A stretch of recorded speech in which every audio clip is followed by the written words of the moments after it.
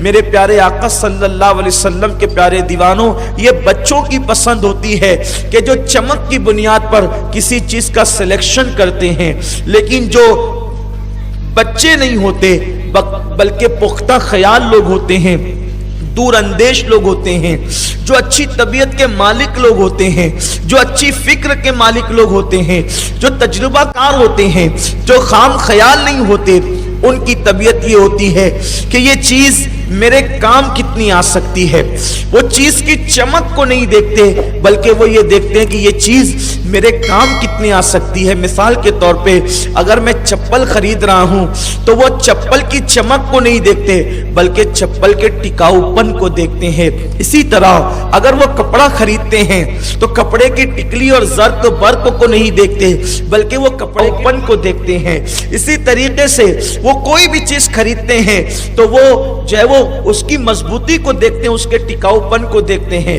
لیکن آج کل کے چھوکرے اور چھوکریاں جو ہے وہ تو چیزیں بھی خریدتی ہیں تو چمک دمک کی بنیاد پر، اور انتخاب بھی زندگی کے ساتھی کا کرتے ہیں تو چمک دمک اور رہن سہن کی بنیاد پر، اس لیے بیچارے چیزوں کے اندر بھی دھوکہ کھا جاتے ہیں اور زندگی کے ساتھی کے اندر بھی دھوکہ کھا جاتے ہیں۔ آپ دیکھیں جو ہمارے باپ دادا تھے، دادا دادیاں تھی، وہ لوگ کوئی چیز خرید کے لاتے تھے تو بہت دن تک کے اس کو استعمال کر سکتے تھے، یہ ان کی پختہ خیالی کی دلیل تھی۔ آپ لوگ کہتے ہیں نا اولڈ از گولڈ، پرانی چیز بہتر ہوتی ہے، تو اسی طرح وہ پرانے لوگوں کے تجربات ہوتے تھے اور اس تجربات کی بنیاد پر وہ چیزوں کو دیر تک اور دور تک استعمال کرتے تھے۔ لیکن اب ہمارے کپڑوں کا حال تو یہ ہے کہ بھی نہیں بیتتے اور کپڑے پھٹنے لگتے ہیں، اس لیے کہ ہمارا جو سلیکشن کا انداز ہے، ہمارا جو چننے کا انداز ہے، ہمارا جو انتخاب کا انداز ہے وہی غلط ہو گیا ہے۔ ہم اپنی چیز کو کہاں تک وہ مقصد پورا کرے گی اس پر نظر کرنے کی بجائے ہم شو پر اور چمک دمک پر نظر رکھتے ہیں۔ اگر اتنی بات آپ کے سمجھ میں آ گئی ہے تو آئیے اب ہم اپنے اصل عنوان کی طرف چلتے ہیں۔ فَانْكِحُوا مَا طَابَ لَكُم مِّنَ النِّسَاءِ، کہ ان عورتوں سے نکاح کرو جو تمہیں پسند آئے۔ اب ہماری پسند کیا ہے؟ جس کا رنگ بڑا کھلا کھلا ہوگا ہم اس کو پسند کریں گے، جو بہت خوبصورت ہوگی ہم اس کو پسند کریں گے۔ ہم نہ خاندانی بیک گراؤنڈ دیکھیں گے، نہ خاندانی پس منظر دیکھیں گے۔ خاندانی بیک گراؤنڈ کا مطلب یہ نہیں ہے جو آپ لوگ خاندانی بیک گراؤنڈ دیکھتے ہیں۔ خاندانی بیک گراؤنڈ لوگ کیا دیکھتے ہیں کہ اس کے خاندان کے اندر کوئی کوڑ کا مرض کے اندر مبتلا تو نہیں، کسی کو سفید داغ تو نہیں ہے۔ اگر خاندان میں دور کے چچا کو بھی سفید داغ ہو تو اس کے ساتھ شادی نہیں کی جاتی۔ کیوں؟ لوگ کہتے ہیں ان کا خاندان داغدار ہے، ان کے خاندان کے اندر مرض ہے۔ میں آپ سے پوچھنا چاہتا ہوں، یہ کوئی ضروری نہیں ہے کہ اگر کسی کے چچا کو بیماری ہو تو اس کو بھی وہ بیماری ہو سکتی ہے یا اس کی اولاد کو بھی بیماری ہو سکتی ہے۔ میرے پیارے آقا صلی اللہ علیہ وسلم کے پیارے دیوانوں، یہ جہالت ہے اور یہ دقیانوسی سوچ ہے کہ خاندان کے اندر کسی کو مرض ہے تو اس کو بھی مرض ہوگا۔ یقیناً یہ بات غلط ہے۔ اچھی طرح یاد رکھنا، مرض انسان کو وراثت میں نہیں ملا کرتا بلکہ مرض انسان کو تقدیر کی بنیاد پہ ہوا کرتا ہے۔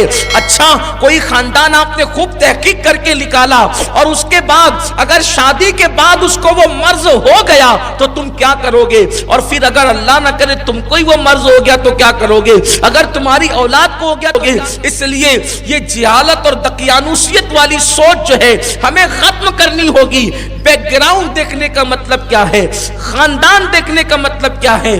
خاندان اور بیک گراؤنڈ دیکھنے کا مطلب یہ ہے کہ وہ جس کے ساتھ آپ اپنی بیٹی کا بیاہ کر رہے ہیں، جس کو آپ اپنا داماد بنا رہے ہیں، وہ اس کے گھر والے اور وہ نیک اور دیندار ہیں یا نہیں، اور جس گھر سے آپ لڑکی لا رہے ہیں وہ لڑکی دیندار ہے کہ نہیں۔ اصل چیز یہ ہے، اور آج پوری توجہ دو چیزوں پہ دی جاتی ہے، ایک تو مال اور ایک تو خوبصورتی۔ بس کچھ نہیں دیکھ رہے ہیں لوگ، یا تو مالداری دیکھتے ہیں یا تو خوبصورتی دیکھتے ہیں۔ لیکن آپ سے میں پوچھنا چاہتا ہوں، خوبصورتی کس کی رہی جو ہماری رہ جائے گی؟ حسن کس کے پاس رہا جو ہمارے پاس رہ جائے؟ ہم نے تو تاریخ میں پڑھا کہ ایسے حسن و جمال کے پری پیکر لوگ جن کے حسن کی قسمیں کھائی جاتی تھی، ان لوگوں کا حال یہ ہوا کہ بعد میں ان کے حسن کے حسین و جمیل چمڑیوں پر جب بڑھاپے کی جھریاں پڑی تو کوئی ان کو پوچھنے والا نہ رہا۔ حضرت سیدہ زلیخا رضی اللہ تعالیٰ عنہ کتنی خوبصورت تھی، لیکن جب بڑھاپے کی منزل میں پہنچی ہے، جب بڑھاپے کی منزل میں گئی ہیں تو حضرت یوسف علیہ السلام ان کو دیکھ کر پہچان بھی نہ سکے۔ کمر جھک گئی تھی، بدن پر میلے کپڑے تھے، بالوں کا وہ انداز نہ تھا۔ جب حضرت یوسف علیہ السلام سے ملاقات ہوئی تو کہا یوسف پہچانا آپ؟ حضرت یوسف نے کہا تو کون ہے؟ تو کہا تیری محبت میں بوڑھی ہو گئی ہوں اور تو پوچھتا ہے کہ کون ہوں؟ میں وہی زلیخا ہوں جس نے تیری محبت میں اپنا یہ حال بنا رکھا ہے۔ حالانکہ یہ اور بات ہے کہ وہ حضرت زلیخا جس کے بطن سے اللہ نے نبیوں کی پیدائش لکھ دی تھی، تو اللہ نے اس زلیخا کو پھر سے نئی جوانی عطا فرما دی، یہ ایک الگ بات ہے۔ لیکن آج جو حسن اور دولت دونوں چیزوں کو دیکھ کر لوگ پسند کر رہے ہیں، اپنی پسند کا معیار لوگوں نے حسن اور دولت کو بنا رکھا ہے، یہ انتہائی خطرناک چیز ہے۔ اور میں آپ سے پوچھنا چاہتا ہوں کہ کسی کے گھر کے اندر خوبصورت بیٹا پیدا ہو یا کسی کے گھر میں خوبصورت بیٹی پیدا ہو، یہ کوئی ضروری نہیں ہوتا۔ آپ خوبصورت ڈھونڈنے کا جو ماحول بنا رہے ہیں، اللہ نہ کرے اگر کوئی کم خوبصورت آپ کے گھر میں پیدا ہو جائے تو کیا آپ اس کو زندہ دفن کر دیں گے؟ آپ اس کو قتل کر دیں گے؟ آپ اس کو مار ڈالیں گے؟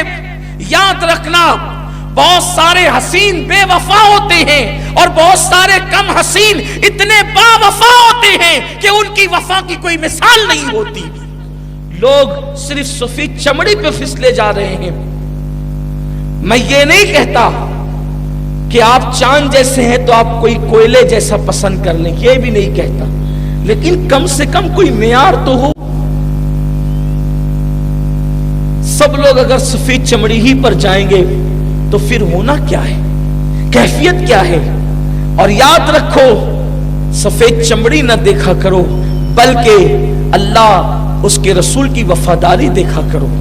حسن تو ڈھلنے کی چیز ہے، حسن تو ڈھلنے والی چیز ہے۔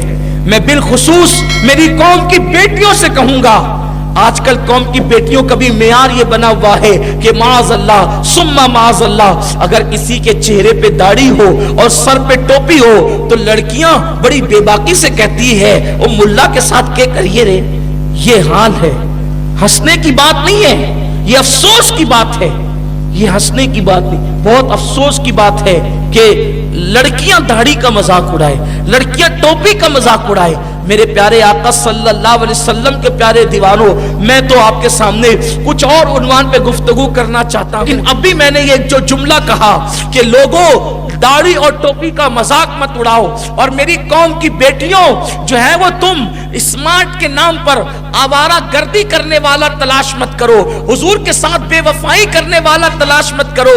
ایسے میں مجھے ایک حدیث پاک یاد آ رہی ہے، جس حدیث پاک سے مجھے بے پناہ محبت ہے، وہ پیاری پیاری حدیث مجھے یاد آ رہی ہے۔ جب میں اس حدیث کو پڑھتا ہوں کتابوں کے اندر تو عجیب سی کیفیت ہو جاتی ہے۔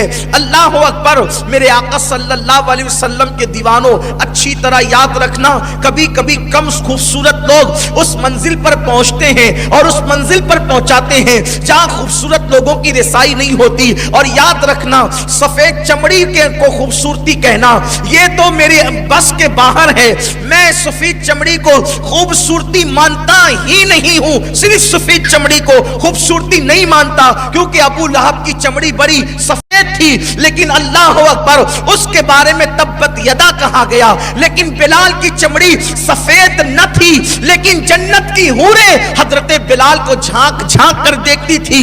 بلال با وفا کا تذکرہ آتا ہے تو ایمان مچلنے لگتا ہے، دل کی کیفیت تازہ ہو جاتی ہے، دل کو نئی زندگی مل جاتی ہے، دل کو جلا مل جاتی ہے۔ تو یاد رکھنا میرے آقا صلی اللہ علیہ وسلم کے دیوانوں، اور یوں بھی میں اپنے نوجوانوں سے کہنا چاہتا ہوں، اتنے اتنے سارے آپ کی ریکوائرمنٹ ہوتی ہے، یہ بھی چاہیے، یہ بھی چاہیے، یہ بھی چاہیے، یہ بھی چاہیے، یہ بھی چاہیے.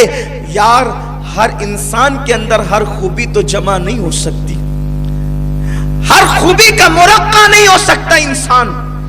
آپ کو اپنے کچھ نہ کچھ مطالبات کے ساتھ کمپرمائز کرنا پڑے گا. تو آپ ہر مطالبے کے ساتھ کمپرمائز کر لو، لیکن دینداری کے معاملے میں کمپرمائز مت کرنا. دینداری دیکھو، یہ سوچ کر کہ اگر میں نے کسی کم خوبصورت لڑکی کو زندگی کا ساتھی بنا لیا تو انشاءاللہ اگر وہ دیندار رہے گی تو میرے بچے بھی دیندار رہیں گے. ایک بات. دوسری بات یہ ہے کہ اب تو غریبوں کی بیٹیوں کا اٹھنا بڑا مشکل سا ہوتا جا رہا ہے. کیوں؟ اس لیے کہ ہر شخص چاہتا ہے کہ جہاں سے لڑکی لائے یا جہاں لڑکی دیں وہ مالدار ہونا چاہیے. چاہے سٹے سے مالدار ہو، چاہے مٹکے کے کاروبار سے مالدار ہو، چاہے شراب کے کاروبار سے مالدار ہو، چاہے رشوتیں کھا کے مالدار ہو، چاہے لوگوں کا ہڑپ کر کے ڈبا کے مالدار ہونا چاہیے. بس کیسے بھی آئے مالدار ہونا چاہیے. چاہے بیٹی جہنم میں چلی جائے مالدار ہونا چاہیے. وہ جو روایت مجھے یاد آتی ہے، میں اپنی قوم کی بیٹیوں کو پیغام دینے کے لیے اور آپ کے لیے بھی عرض کرتا ہوں. میرے آقا صلی اللہ علیہ وآلہ وسلم کے ایک صحابی ہیں، بہت عظیم صحابی، جن کا نام سعد ہے. اور حضرت سعد کی چمڑی اتنے پکے کلر والی ہے کہ حضرت سعد کے رنگ کو پکا دیکھ کر لوگوں نے اسود کہنا شروع کیا ہے. خواتین کی توجہ، اس لیے کہ عام طور پہ لڑکیاں اور لڑکے ڈھونڈنے کا سارا معاملہ عورتوں کے ہاتھ میں ہوتا ہے، اور اب تو ڈھونڈنے کے معاملات بالکل سیریل کے طرز پر ہو رہے ہیں. جیسے سیریل میں لڑکی ڈھونڈی جاتی ہے، لڑکے ڈھونڈے جاتے ہیں، اب عورتیں سیریل دیکھ دیکھ کر کے ایسے ہی. اور کچھ عورتوں کو تو میں نے یہ کہتے ہوئے سنا ہے کہ سید صاحب یہ پاکستانی سیریل کے اندر بہت نصیحت ملتی ہے ہمیں، تو ہمیں اس کو دیکھنا جائز ہے کہ نہیں جائز ہے. میں نے کہا انڈیا کا سیریل ہو یا پاکستان کا ہو، کوئی مولانا نہیں بناتا اس کو، یہ ظالم لیڈر لوگ بناتے اور بنواتے ہیں، اور اس کے اندر دین کا مذاق ہی اڑایا جاتا ہے. ارے سیریل کی اداکارہ اتنی ہی شریف ہوتی جو آپ کو نصیحت کرنے آ رہی ہے تو وہ بے پردہ جو ہے وہ اسکرین پر آتی کیوں؟ کسی شریف عورت کو آپ نے محلے میں نکلتے نہیں دیکھا ہوگا، اسکرین پر کوئی شریف عورت کیسے آ سکتی ہے؟ شریف عورتیں اسکرین پر کیسے آ سکتی ہے؟ اللہ اکبر. اور پھر صرف اسکرین پر نہیں آنا بلکہ اسکرین پر آ کر لڑکوں سے ہاتھ ملانا، ان کے ساتھ ناجائز تعلقات قائم کرنا، پھر ان کے ساتھ گلے ملنا اور خدا جانے کیا کیا کرنا. بولو کیا یہ شرافت ہے؟ میں قوم کی بیٹیوں کو یہ پیغام دینا چاہتا ہوں، سیریل ہندوستان کا ہو یا پاکستان کا ہو، ہم اس کو دیکھنے کی اجازت نہیں دیتے، اس لیے کہ سیریل دیکھ کر زندگی وہ گزارے جس کے پاس مصطفیٰ جان رحمت کی زندگی اور تعلیمات موجود نہ ہو. ہمارے نبی نے ہمیں بے سہارا اور یتیم نہیں کیا ہے، حضور نے ہمیں بیت الخلا میں جانے سے لے کر بستر پہ جانے تک کا پورا قانون عطا فرما دیا ہے. کوئی سیریل والا ہمیں کیا سکھا سکتا ہے؟ ہمارے نبی نے ہمیں سب سکھایا. حضور نے تو ہمیں یہ بھی سکھا دیا ہے کہ اگر کھانے کے بعد تمہارے دانتوں میں گوشت پھنس جائے تو خلال کیسے کرنا چاہیے، میرے نبی نے یہ تک سکھا دیا ہے. کوئی اتنی باریکی سکھانے والا؟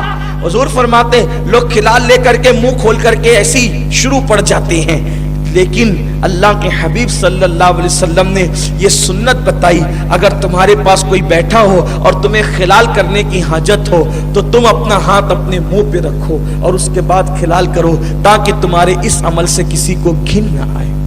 حضور علیہ السلام نے تو کھجور کھانے کا طریقہ تک بتا دیا ہے کہ جب تم کھجور کھاؤ تو منہ کی گٹلیاں نکال کر برتن میں مت رکھو بلکہ باہر رکھو، اور پہلے تو کھجور ایسے کھاؤ کہ منہ سے گٹلی نکالنے کی ضرورت ہی پیش نہ آئے. جب تم کھجور کھاؤ تو پہلے کھجور کو کھول لو، اس کی گٹلی نکالو، گٹلی نکال کے باہر کر دو اور پھر کھجور کو منہ میں ڈالو. جس نبی نے کھجور کھانے کا طریقہ تک بتا دیا، جس نبی نے خلال کرنے کا طریقہ تک بتا دیا، حد تو یہ ہے بیت الخلا میں جا کر کے کس طرح بیٹھنا چاہیے، کس پیر پہ زیادہ زور دینا چاہیے. میرے نبی نے یہ تک بتا دیا, حضور فرماتے ہیں جب تم بیت الخلا میں بیٹھو تو الٹے پیر پہ زور دے کر اپنا وزن ڈال کر کے بیٹھا کرو, اس سے تمہیں اجابت کے اندر آسانی ہوگی. بتائیے ہے کسی کی تعلیمات یہ؟ پھر ہم کیوں سیریل کے محتاج ہیں, ہم کیوں فلموں کے محتاج ہیں؟ واللہ کبھی ہم محتاج نہیں ہو سکتے. میرے آقا صلی اللہ علیہ وسلم کے پیارے دیوانوں, تو عرض یہ کرنے چلا تھا کہ آج تو سیریلوں کے انداز میں رشتے بھی ڈھونڈے جاتے ہیں اور رشتے طے کیے جاتے ہیں. خبردار خبردار, یہ سیریل تمہیں تباہ کرنے کے لیے بنے ہیں, تمہیں آباد کرنے کے لیے نہیں بلکہ تمہیں برباد کرنے کے لیے بنے ہیں. میرے آقا صلی اللہ علیہ وسلم کے پیارے دیوانوں, اس لیے سنت کے مطابق رشتے ڈھونڈو, سنت کے مطابق رشتے تلاش کرو, سیریل کے مطابق رشتے تلاش مت کرو. بلکہ اب تو وہ نوجوان لڑکے اور لڑکیاں گویا کے گھر والوں پہ احسان کرتے ہیں جو اپنے ماں باپ کو کہتے ہیں کہ تم ڈھونڈو ہم پسند کر لیں گے. اب تو حال یہ ہے 17-18 سال کے لڑکے آ کر کے کہتے ہیں آپ کو پریشان ہونے کی ضرورت نہیں ہے, ابو جی آپ کو پریشان ہونے کی ضرورت نہیں ہے, امی جان آپ کو پریشان ہونے کی ضرورت نہیں ہے, آپ ڈھونڈتے پھرتے پریشان ہوتے, ہم نے آپ کا کام ہلکا کر دیا, ہم خود پسند کر چکے ہیں. اب آپ کو پسند ہو یا نہ ہو, فیصلہ تو ہم کر چکے کہ شادی تو وہی ہوگی جہاں ہم چاہتے ہیں. لیکن میں اپنے نوجوانوں سے کہتا ہوں, میری قوم کے جوانوں یاد رکھنا, آپ تجربات میں اتنے پکے نہیں ہیں جتنے آپ کی امی اور ابا پکے ہیں, جتنے آپ کے دادی دادا پکے ہیں. اس لیے جن لوگوں نے بڑوں کے مشورے سے اپنی زندگی کا ساتھی ڈھونڈا وہ ہمیشہ خوش رہتے ہیں, اور جن لوگوں نے اپنی مرضی کے مطابق ساتھی ڈھونڈا وہ ہمیشہ پریشان رہتے ہیں.